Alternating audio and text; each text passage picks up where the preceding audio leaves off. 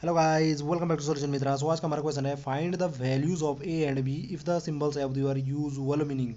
तो सिंबल्स जो हैं भाई या डायग्राम में बन रखे, उनका यूजुअल मीनिंग है और हमें क्या करना है, ए और बी की वैल्यू को फाइंड करना है। तो सबसे पहले ये यूजुअल मीनिंग का मतलब क्या हो, जैसे यहाँ पे हमारे पास एक ट्रायंगल है, इसमें हमने इस साइड और इस साइड पे ऐसे एक डंडी ड्रॉ कर दी है अगर, तो इसका मतलब होता है कि ये वाली साइड और ये वाली साइड क्या है, इक्वल है। अगर मैं यहाँ पे ऐसे भी कर सकता था, दो लाइन ड्रॉ करता, तो इसका मतलब होता ये और ये क्या है, इक्वल है।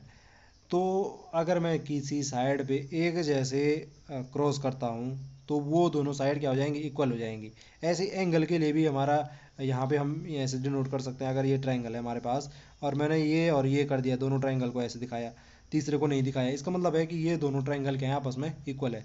या अगर हमने ऐसे भी कर सकते हैं, तो इसका मतलब भी क्या हो गया, ये दोनों ट्रायंगल क्या हैं, इक्वल है। तभी मैंने क्या किया, इनको एक जैसा सिंबल से डिनोट किया है।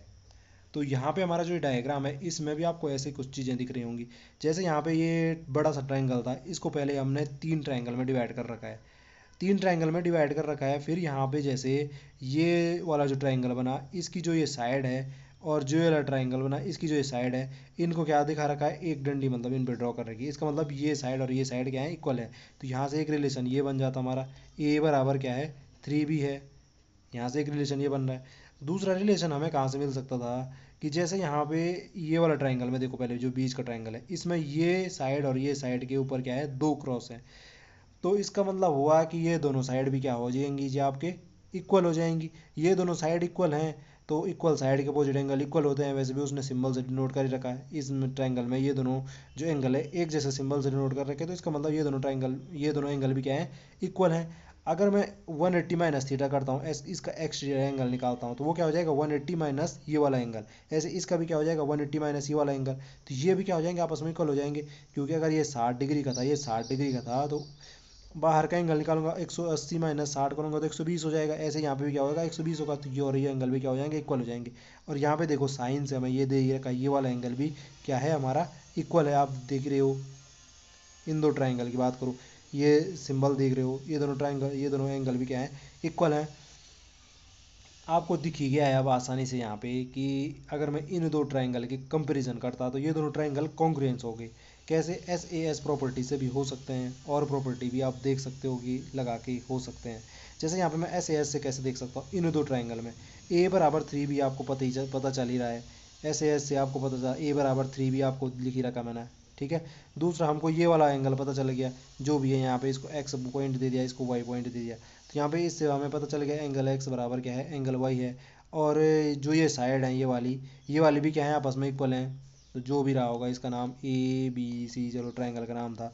तो ये साइड भी आपको दिख ही रही है, क्या थी हमारी, ए एक्स बराबर क्या था आपका, ए वाई था। तो एस ए एस कॉन्ग्रुएंसी से क्या हो गए, ये दोनों ट्रायंगल क्या हो गए, आपके कॉन्ग्रुएंस हो गए। अगर ये दोनों ट्रायंगल कॉन्ग्रुएंस हैं, तो आप जानते हो कि कॉन्ग्रुएंस ट्रायंगल में जितने भी आपके करस्पॉन्डिंग्स पार्ट्स होते हैं, वो क्या होते हैं, सेम मेजरमेंट के होते हैं। इट मीन्स इस यहाँ पे जैसे ये वाली साइड इक्वल है, और यहाँ पे इस वाला एंगल इक्वल है, तो इनके अपोजिट जो साइड हैं वो भी क्या हो जाती, इन दोनों ट्रायंगल में इक्वल हो जाती। यानी कि हम यहाँ से कॉन्ग्रुएंसी से कह सकते थे कि ए बी जो है वो हमारा क्या हो जाता, ए सी के बराबर हो जाता। और ए बी बराबर ए सी हो जाएगा। तो ए बी कितना दे रखा है हमें, यहाँ पे दे रखा था 2a+2 इक्वल टू ए सी कितना दे रखा है, यहाँ पे आप देख सकते हो क्या दे रखा है, 7b-1। अब यहाँ से ए की वैल्यू यहाँ से पुट कर सकते हो आप। ए की वैल्यू यहाँ से पुट करोगे तो वो क्या हो जाएगा, 2, ए की वैल्यू पुट करो तो गुणा आ गया 3b हो जाएगा, +2 इक्वल टू क्या हो जाएगा, 7b-1। यहाँ से आप सॉल्व करके b की वैल्यू निकाल सकते हो, कितना हो जाएगा, ये 6b+2 इक्वल टू 7b-1। और यहाँ से क्या हो जाएगा, 7b-1 हो जाए, 6b हो जाएगा, b इक्वल टू कितना हो जाएगा, ये इधर गया तो 2+1 3।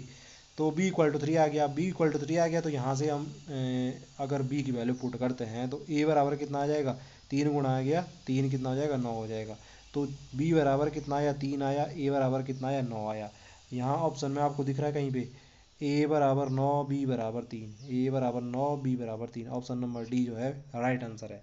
तो इस प्रकार से हम देख सकते थे इस डायग्राम में कि कैसे हमारी जो वैल्यूज़ हैं ए और बी, वो हम निकाल सकते हैं।